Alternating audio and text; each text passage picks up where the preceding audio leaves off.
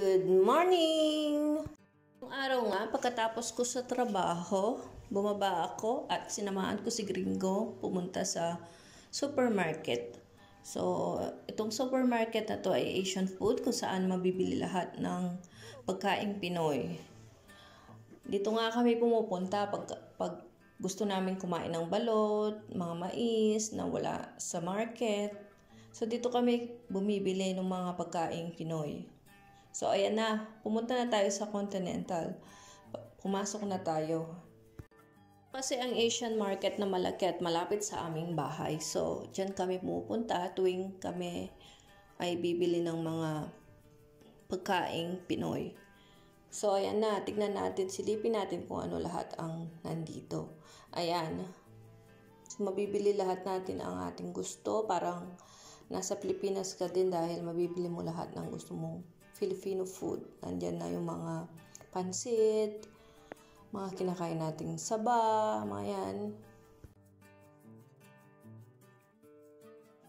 Ayan, nandyan na din ang mga gulay na ang kangkong, kalabasa, at mani. So, dyan kami bumibili ng mani pag nag-crave kaming kumain ng mani. So, ayan, nag-ikot-ikot pa ako para makita ko kung ano pang mabibili ko. Dahil ako'y mahilig sa CD-drama, so merong Chinese food din dyan. Kaya, nagtitingin ako kung anong kinakain nila, gusto kong matry. So, ayan, may boy bawang na rin. Kompleto nga ang Filipino food dito. Karamihan nandito na. Kaya dito kami namimili. So, ayan guys, tingnan na lang natin. Baka meron pang makitang kakaibang food. Minsan tinatry ko kahit na hindi ko kinakain. So, titignan ko kung anong lasa ng kinakain nila. So, ayan.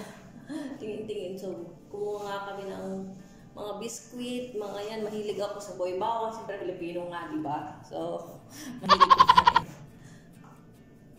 So, ayan. Ayan, nagkut-ikut si Inday.